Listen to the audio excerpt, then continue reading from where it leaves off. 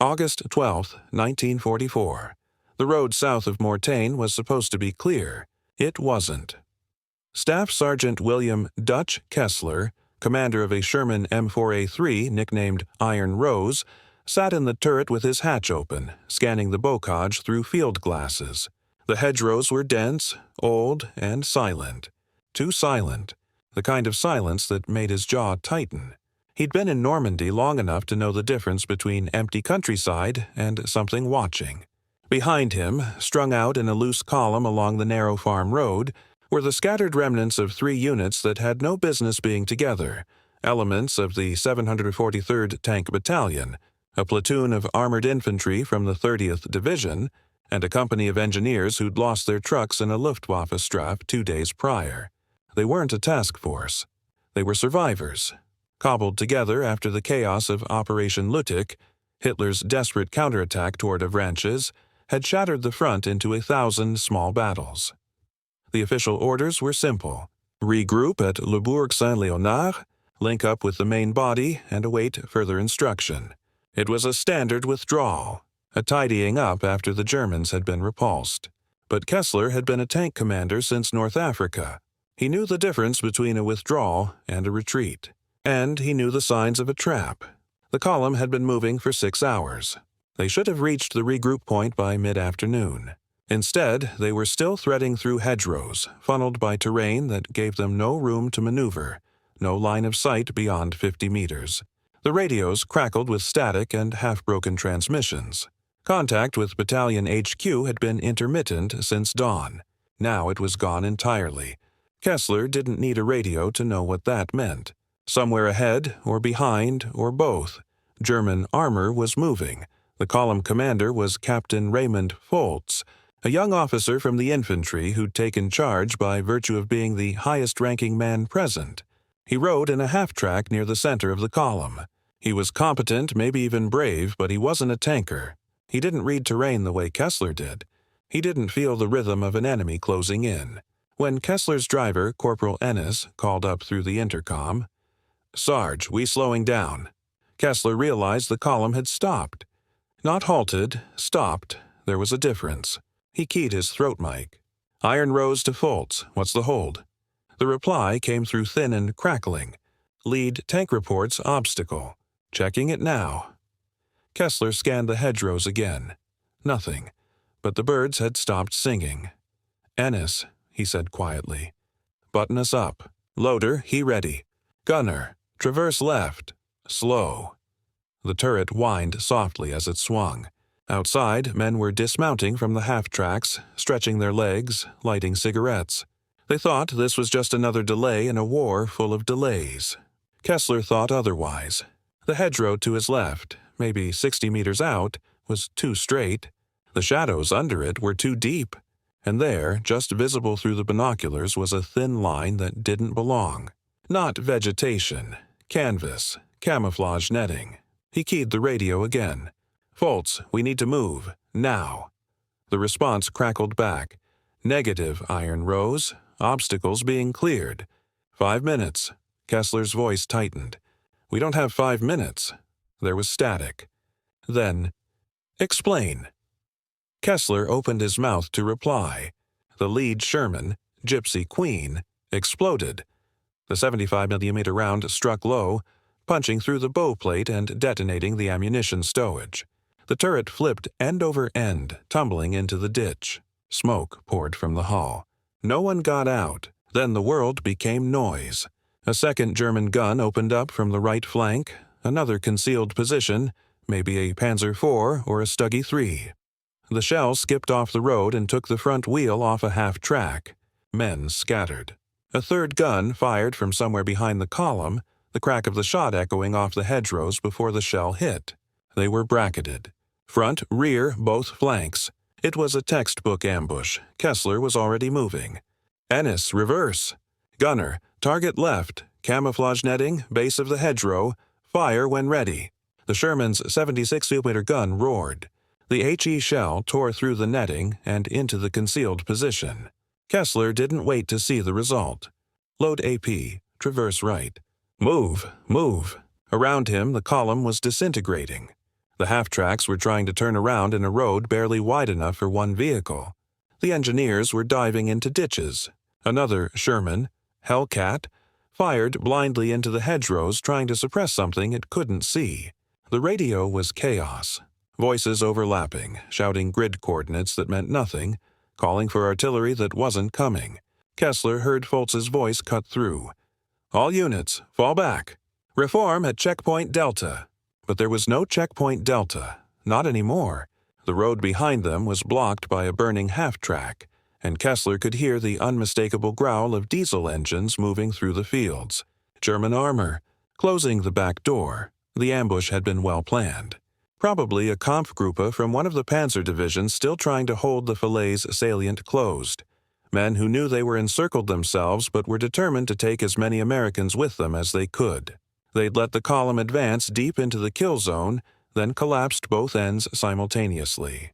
It was the kind of trap that ended with mass surrender or mass graves.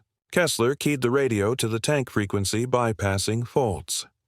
"All iron units, this is Iron Rose. Converge on my position. Hedgehog formation. We hold here." A voice crackled back. "Lieutenant Marsh, commander of Hellcat." "Sarge, we can't hold. We're sitting ducks." Kessler's voice was steady. "We're dead if we run. Form up." There was a pause. Then, one by one, the surviving Shermans began to maneuver. 4 tanks. That was all that was left of the armored element. 4 Shermans against an unknown number of German guns, with 200 infantry and engineers trapped in the middle. Kessler's hands were steady on the hatch rim, but his mind was racing. They needed cover. They needed concealment. They needed the Germans to lose line of sight long enough for the infantry to disperse, for the column to break into smaller elements that could filter through the bocage instead of dying on the road. But there was no cover. The hedgerows were a maze, and the Germans owned the high ground, such as it was, and every sightline that mattered. Kessler looked down into the turret. His gunner, Private Oakes, was already cycling the next round. His loader, Corporal Dietrich, was sweat-soaked, eyes wide but hands sure.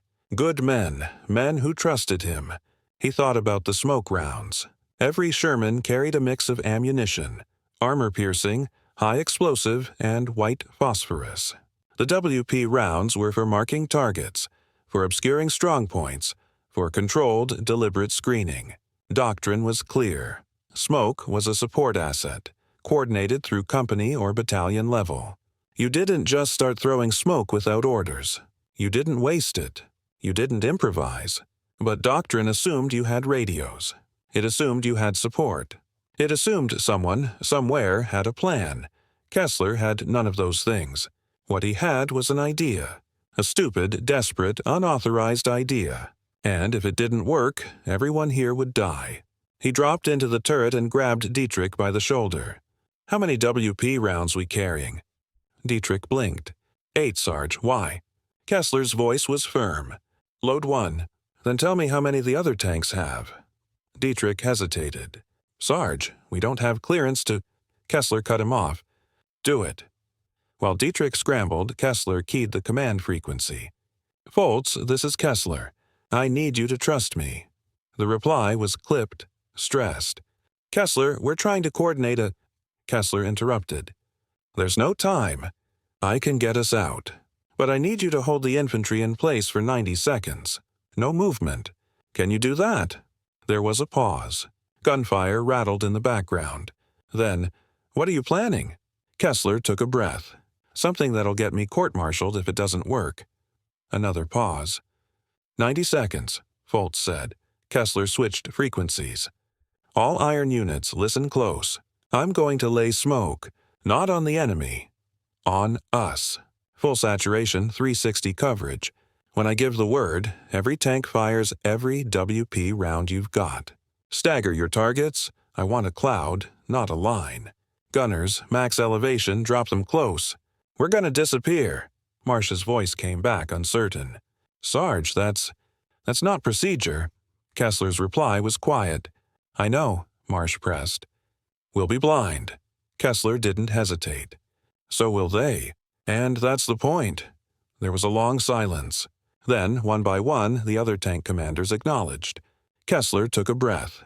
He thought of his wife, Mary, back in Pennsylvania.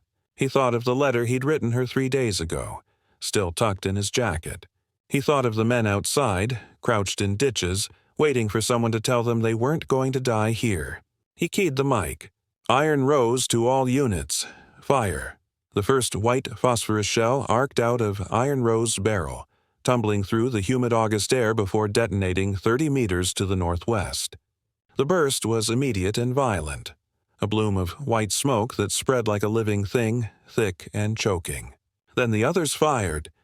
Hellcat, Ronson, Able 3, 8 shells, then another 8, then another. Within 45 seconds, the entire intersection, every hedgerow, every ditch, every sight line, was smothered in a churning white fog. The smoke didn't just obscure, it obliterated. The German gunners, who moments before had clean shots on stationary targets, were suddenly firing blind. Their shells cracked through the smoke and hit nothing, or hit dirt, or hit the hulks of vehicles already dead. Inside Iron Rose, Kessler couldn't see 5 feet beyond the turret. But he could hear. He could hear the German guns falling silent, trying to reorient. He could hear Foltz on the radio barking orders to the infantry. Disperse! Small groups! Use the smoke and move east. He could hear the engineers dragging wounded men out of the kill zone. And he could hear, faintly, the sound of German voices shouting. Confusion, anger, commands that no one could execute because the battlefield had become a ghost world. Kessler keyed the radio. All units pull back by bounds. Alternate covering fire. Infantry stays inside the cloud. We move together. The Shermans began to reverse, slowly, still firing smoke to thicken the screen. The infantry ran in short bursts using the hedgerows for cover, guided by the sound of the tank engines. The engineers formed human chains to carry the wounded. It wasn't elegant. It wasn't by the book, but it was working. By the time the smoke began to thin, 15 minutes later, the American column had broken into a dozen small groups, scattered across 2 kilometers of bocage. The Germans, still uncertain of where their targets had gone, fired sporadically into empty fields. Some groups were pinned down. Some were still moving. But none were trapped. Kessler's tank was the last to pull out. He stayed at the center of the smoke cloud, firing the final WP rounds to keep the screen intact, until Foltz's voice crackled over the radio. All units clear. Kessler, get out of there. Kessler replied simply, Copy. Moving now. Iron Rose backed down a narrow farm track. Turret traversed to cover the rear. The smoke was drifting now, carried by the wind, revealing glimpses of the battlefield. Burning vehicles, craters, the wreckage of the ambush. And somewhere in that wreckage, Kessler knew, were men who hadn't made it. But most had. 3 units, nearly 200 men, had walked out of a kill zone that should have been their grave. Because one tank commander had broken the rules, but the smoke had done more than save lives. It had been seen.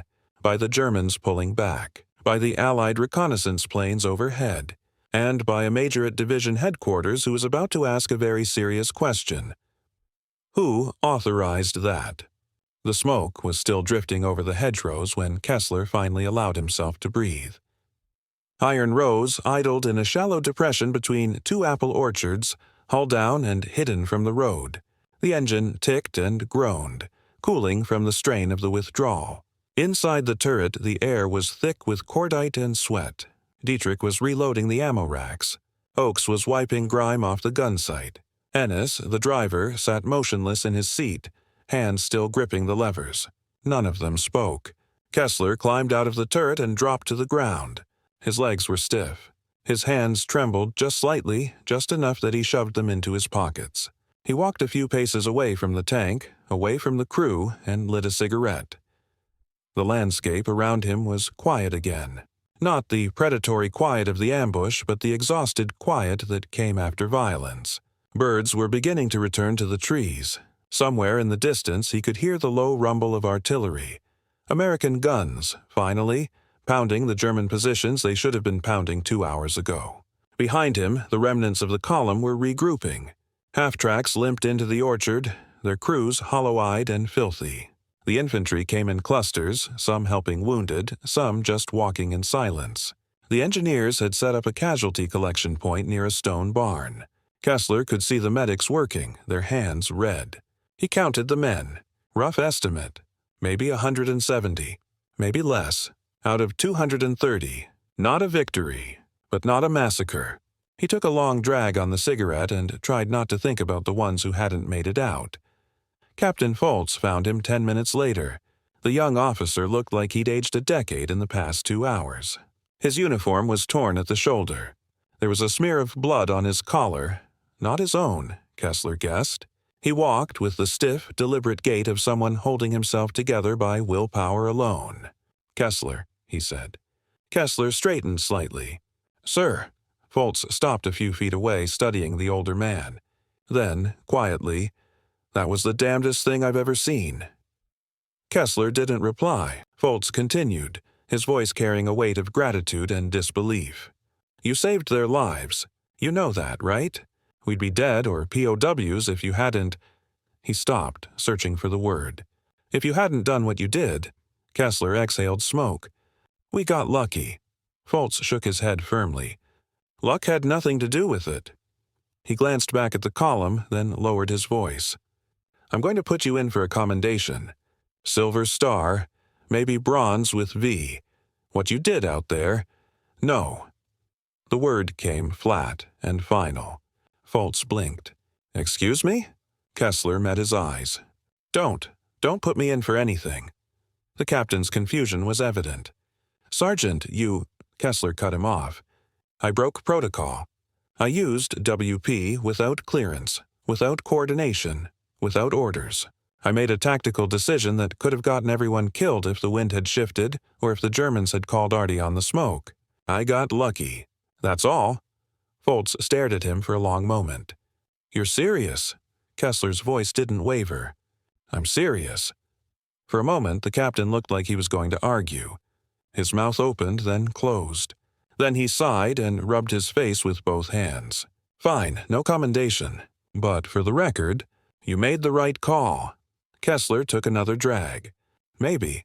Foltz turned to leave, then stopped and looked back. "Kessler?" The sergeant glanced up. "Yeah?" The young officer's voice was soft, almost vulnerable. "Thank you." Kessler nodded once. Foltz walked away, his boots crunching on the gravel, and Kessler stood alone, smoking, trying not to think about what came next. What came next arrived 3 hours later, in the form of a jeep carrying a major from the 30th Division's G3 Operations Section. His name was Major Harlan Vickers. He was tall, thin, and utterly humorless. He wore his helmet strapped tight and carried a leather-bound notebook under one arm. He did not look like a man who had come to say thank you. He found Kessler sitting on the rear deck of Iron Rose, cleaning the .50 caliber machine gun. "Staff Sergeant Kessler?" Kessler looked up, taking in the rank insignia and the stern expression. "That's me." Vickers didn't offer a hand. His voice was clipped, official. "I need you to come with me." Kessler set down the cleaning rod slowly. "What for?" The major's reply was cold. "Debriefing."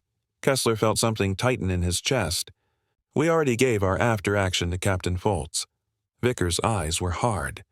"This isn't about the after-action. This is about the unauthorized use of smoke munitions in a combat zone without clearance from battalion or division command." The words hung in the air like an accusation. Kessler climbed down from the tank, his movements deliberate.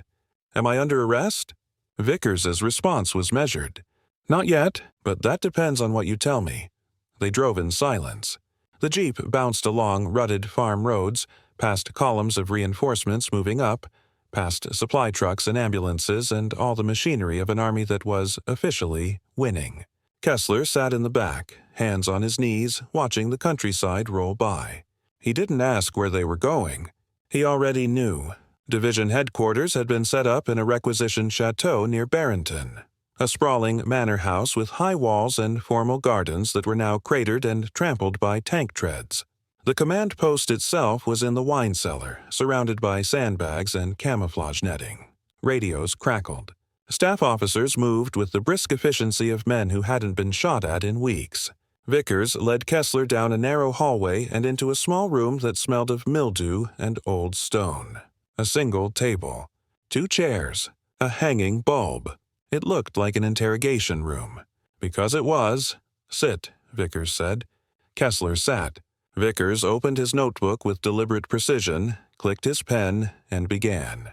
At approximately 1340 hours on August 12th, you ordered the use of white phosphorus smoke rounds to obscure a tactical withdrawal. Correct? Kessler's voice was steady. Correct, the major wrote slowly. Did you have authorization from your company commander? A pause. No. Vickers didn't look up. Battalion? Another beat. No. The pen scratched across paper. Division? Kessler exhaled quietly. No. Vickers looked up now, his gaze sharp. Did you have radio contact with higher command at the time? Kessler met his eyes. Negative. Radios were out. The major nodded as if confirming something he already knew. So you made the decision independently?